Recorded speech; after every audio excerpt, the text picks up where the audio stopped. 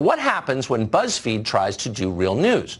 Well, in early 2017, we found out. The site released the now famous Trump dossier. It was a catalog of salacious and unverified gossip, financed by the DNC originally, about President-elect Trump.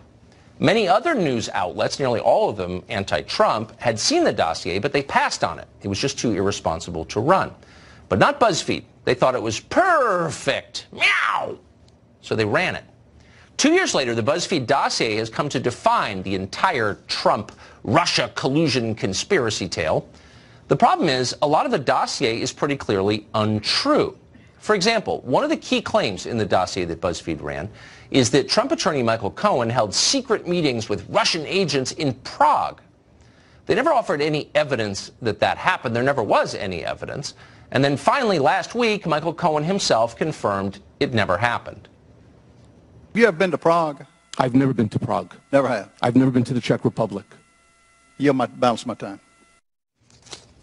Well, so that seems like a pretty big development. 2 years ago, BuzzFeed told us, you remember it, we did a show on it, that Michael Cohen held a secret meeting with Russian spies in Prague.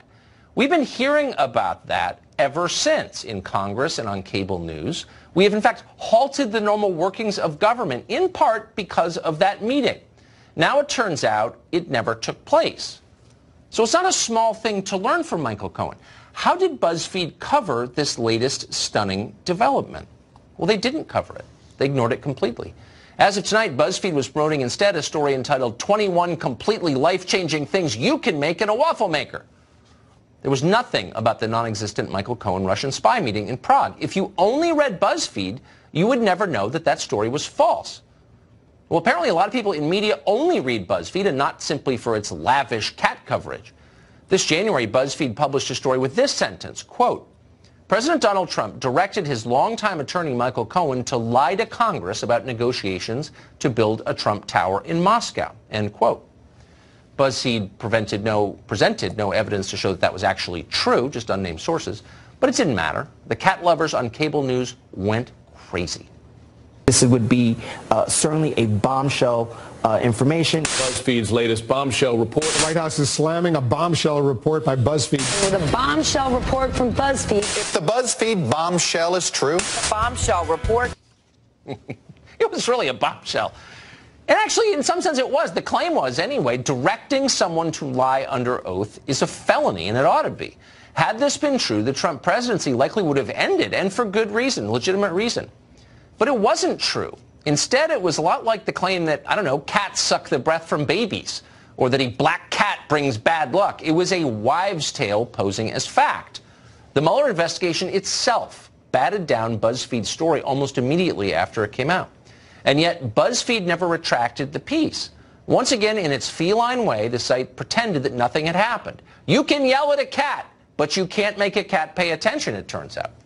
To be clear, here are the key quotes from the January BuzzFeed story. Quote, Trump directed his longtime attorney Michael Cohen to lie to Congress, end quote. And again, quote, the president personally instructed him to lie, end quote. And once again, quote, it is the first known example of Trump explicitly telling a subordinate to lie directly about his own dealings with Russia.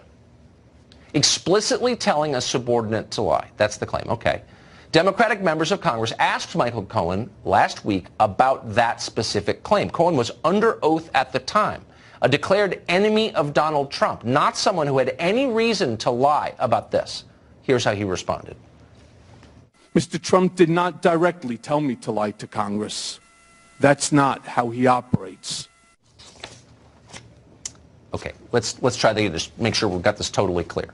Trump directed Michael Cohen to lie. He personally instructed him to lie. He, quote, explicitly told him to lie. Those are the claims from BuzzFeed. Did Michael Cohen really do that? Here's his account again. And did the president in any way, from your point of view, coach you in terms of how to respond to questions or the content of your testimony before a House committee? Again, it's a difficult answer because he doesn't tell you what he wants. What he does is, again, Michael, there's no Russia, there's no collusion, there's no involvement, there's no interference.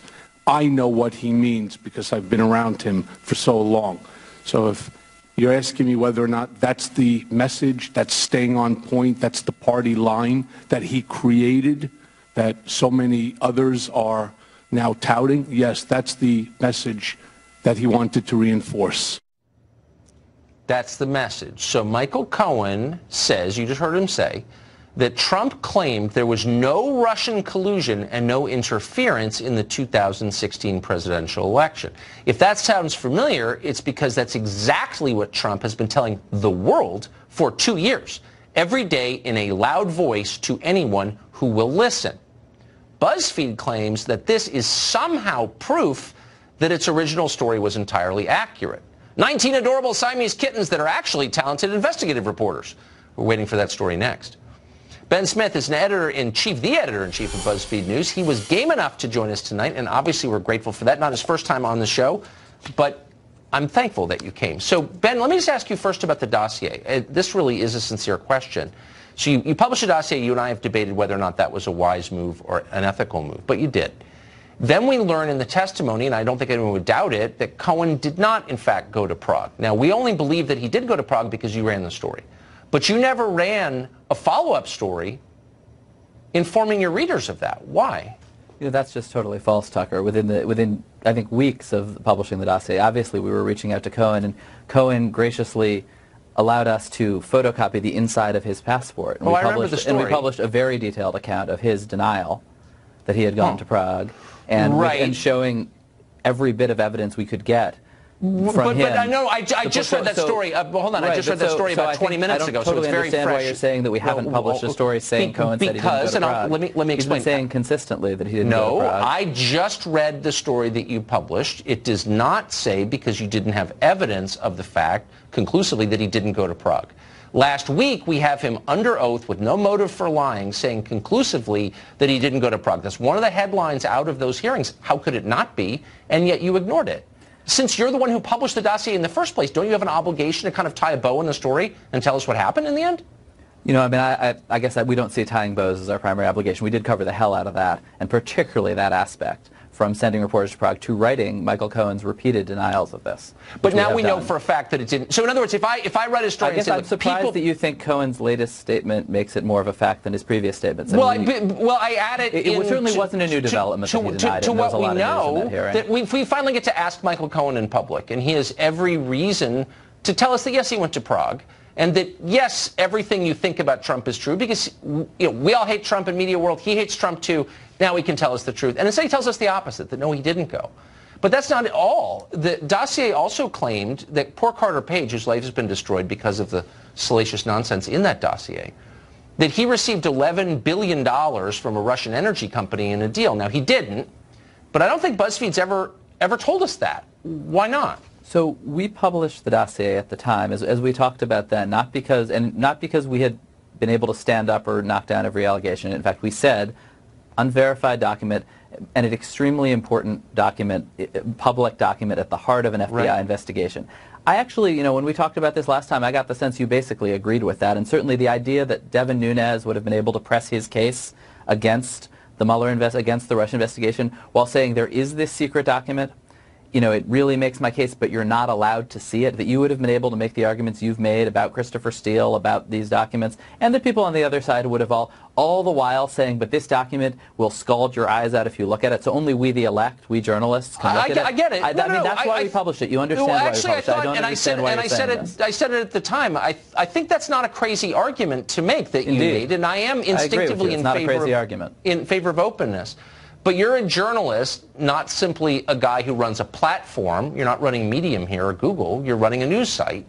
And so you inject these claims into the public sphere, and then you don't follow up. So if I run a piece by one of your neighbors saying, Ben shot somebody, don't I kind of have an obligation when you get acquitted of the crime to write a story on that? I think I do.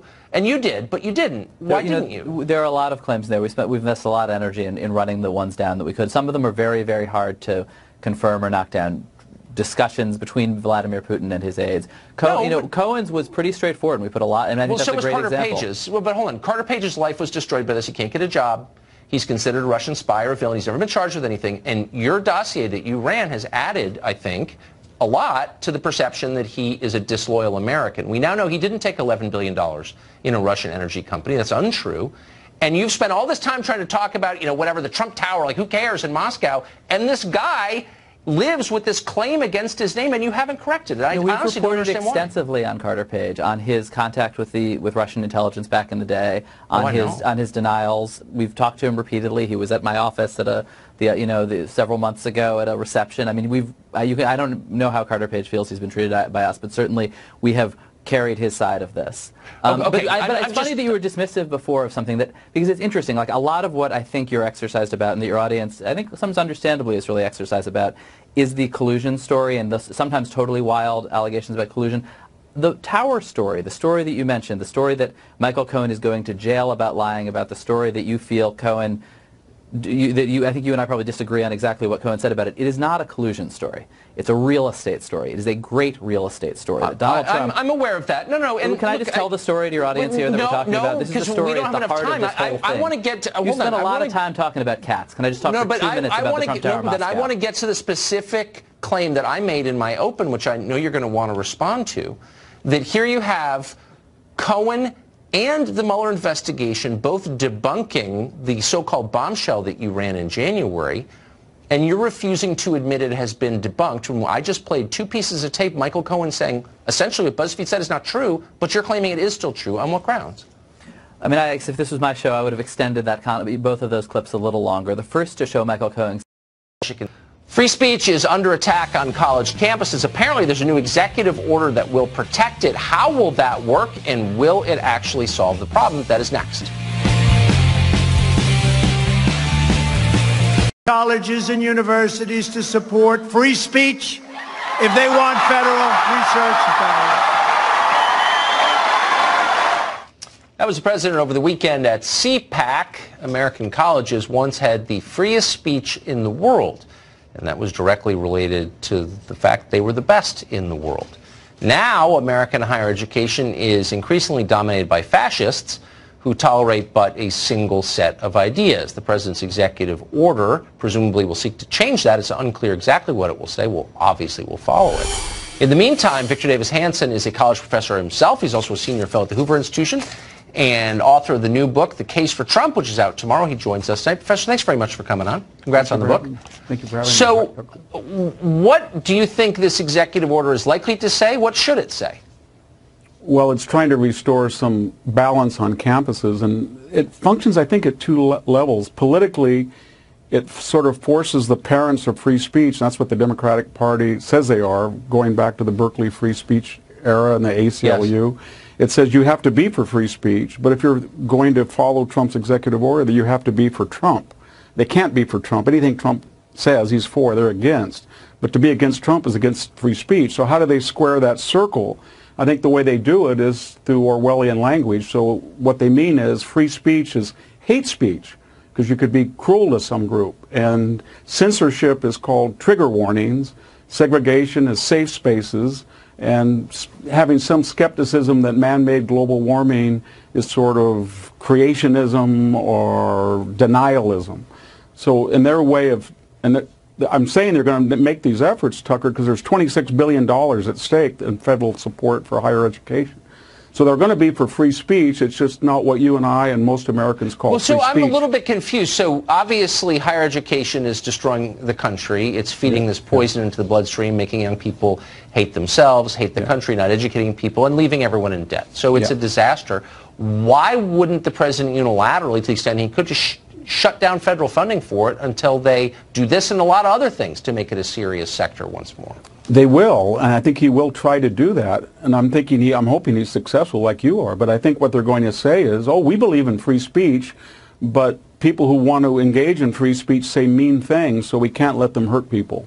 And we don't believe in censorship, but Mark Twain can be insensitive, so we're going to trigger warning or not read certain passages. Or we believe in integration, of course, in the civil rights movement, but we feel that it's too hurtful for people, so they have separate racially segregated dorms, and that's how they operate. They change the language, and they think that by changing the language, they change reality. So then they come back to Trump, and they think we solved the problem. We can be for free speech, and we can be against Donald Trump because it's not really free speech. It's trigger warnings and microaggressions and safe spaces and denialism. That's what they do. And I don't think they're going to be able to pull it off, but they're in a very bad predicament, Tucker. Yeah. This is the party of the left that's going to have to oppose a motion to ensure free speech. Well, no, that's a very good. It's bewildering to those of us over 40. I hope they push this really hard. Professor, thank you for joining us today. And again, congrats on your book. Thank you. I appreciate that.